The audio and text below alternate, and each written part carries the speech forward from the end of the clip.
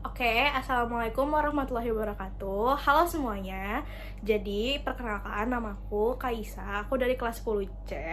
Nah, di sini aku perwakilan kelompok aku untuk mewawancarai narasumber hari ini. Hari ini aku udah bersama salah satu narasumber yang bekerja di bidang pengurusan izin tinggal dan izin kerja warga negara asing. Nah, sebelumnya Bapak boleh perkenalkan diri secara singkat dulu nggak? Nama saya Muhammad Iqbal. Saya salah satu pegawai di PT Barata Gerbang Utama Sukses yang bergerak di bidang jasa untuk pengurusan orang-orang asing yang bekerja di Indonesia. Nah, jadi yang kita wawancarain hari ini namanya Pak Iqbal yang bekerja di bidang jasa pengurusan surat izin tinggal dan surat izin kerja warga negara asing. Oke, jadi saya langsung masuk ke pertanyaannya aja ya Pak ya. Yang pertama itu, apa saja layanan yang diberikan perusahaan dalam pengurusan izin tinggal dan izin kerja warga negara asing? Untuk layanannya, saya untuk pengurusan visa bagi orang asing yang ke Indonesia. Dan kalau untuk yang bekerja, kita juga ada, dan saya terutama di bidang seperti itu. Jadi izin-izin yang diperlukan untuk orang asing yang bekerja di Indonesia. Oke, kita langsung masuk ke pertanyaan kedua.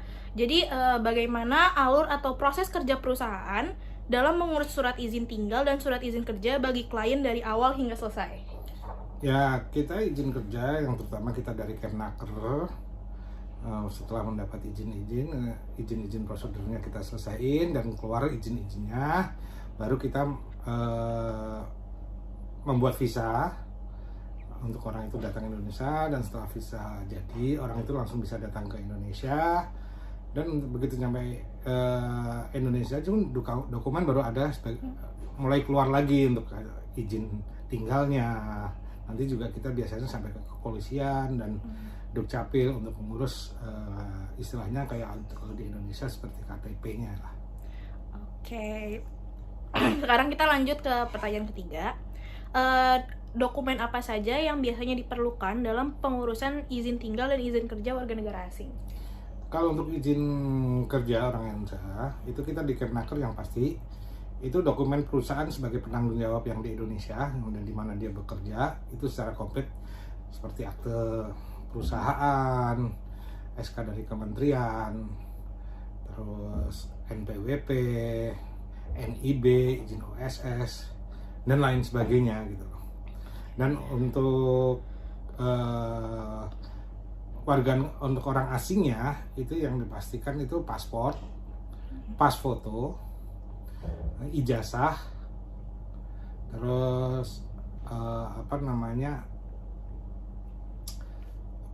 ijazah, terus pengalaman bekerja, asuransi juga. Oh iya, satu lagi untuk pengurusan visa untuk pengurusan visa itu diperlukan rekening dari perusahaan penanggung jawab yang di Indonesia itu 3 bulan terakhir untuk mengurus visa itu. Oke, sekarang kita lanjut ke pertanyaan keempat. Mengapa ketelitian sangat penting dalam proses pengurusan dokumen izin tinggal dan izin kerja? Ketelitiannya kita harus memastikan dari awal kita untuk mengupload dokumen itu harus lengkap.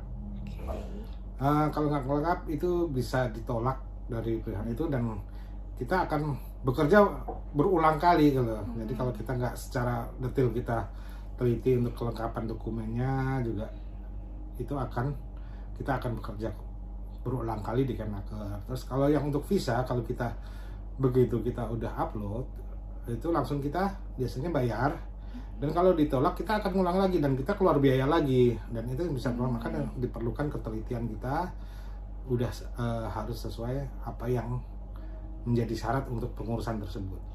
Oke, sekarang kelima. Resiko apa yang dapat terjadi jika terdapat kesalahan data atau dokumen dalam proses pengurusan izin tersebut?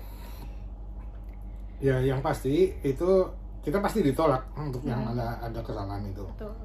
Dan misalnya ada orang itu bisa masuk suatu saat ada pemeriksaan atau itu yang tidak sesuai dengan dokumen yang kita itu, atau ada pemalsuan dokumen atau apa gitu, itu dengan resiko kita yang pasti orang itu akan dideportasi. Dan ada biaya gede, ada biaya denda atau penalti yang besar sekali karena ketidaksesuaian dokumen tersebut gitu. Oke. Sekarang pertanyaan ke-6. Bagaimana tanggung jawab perusahaan terhadap klien dalam memastikan proses pengurusan izin berjalan dengan baik? Tanggung jawab kita yang pasti kita ada jangka waktu, istilahnya penyelesaian pekerjaan itu. Dan kita kecuali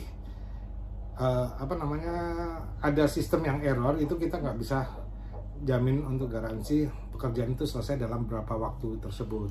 Karena kan dengan sistem yang sekarang itu kan udah by system, ada dari server, dari misalnya dari pihak imigrasi atau Kemnaker itu ada error, kita mau nggak mau harus nunggu perbaikan dulu baru kita bisa itu. Dan tanggung jawab kita bahwa yang pasti kita akan memberi kenyamanan kalau memang dari perusahaannya itu dokumen sesuai dengan yang kita minta dan tidak bermasalah, kita akan menjamin, istilahnya memberi tanggung jawab atau kenyamanan bagi perusahaan tersebut ataupun tenaga kerja asing tersebut untuk merasa nyaman di Indonesia dengan kita komplitin dokumen-dokumennya sesuai dengan yang ditentukan. Oke, sekarang ini kita masuk ke pertanyaan yang terakhir nih Pak. Menurut Pak Iqbal sendiri, sikap atau keterampilan apa yang paling dibutuhkan dalam pekerjaan pengurusan izin tinggal dan izin kerja warga negara asing? Ya, yang keterampilannya itu ketelitian tersebut, dan kita tidak, kalau hitungannya kalau izin kerja seperti itu kadang-kadang kita juga waktu kita juga harus tersedia walaupun tidak sepenuhnya. Misalnya kayak kita harus mendampingin misalnya dari TKA untuk ke imigrasi untuk melakukan fingerprint atau apapun, dan kita yang langsung berhubungan dengan TKA tersebut kita harus menyediakan pendamping yang bisa berbahasa Inggris dengan lancar. Kebetulan juga klien saya juga kebetulan dari rata-rata berbahasa Inggris gitu loh. Jadi dan kita harus keterampilan kita harus nggak boleh cuek istilahnya. Saya untuk sementara ini jadi kapanpun biasanya saya tersedia untuk 24 jam. Kadang-kadang pernah juga ditelepon jam 12 malam, jam 3 malam ada masalah dengan orang tersebut waktu mau masuk ke Indonesia ataupun ada permasalahan dokumen yang dibutuhkan, secara itu kita harus siap semuanya. Jadi butuh kesigapan aja dari kita untuk yang karyawan itu kita harus mau juga apa yang dimauin oleh klien kita, karena kita kan penyedia jasa, jadi kita harus mau nggak mau harus siap sedia untuk semuanya gitu. Oke, kalau gitu makasih Pak Iqbal udah bersedia menjadi narasumber hari ini. Jadi segitu aja wawancara hari ini. Terima kasih semuanya. Wassalamualaikum warahmatullahi wabarakatuh. Waalaikumsalam warahmatullahi wabarakatuh.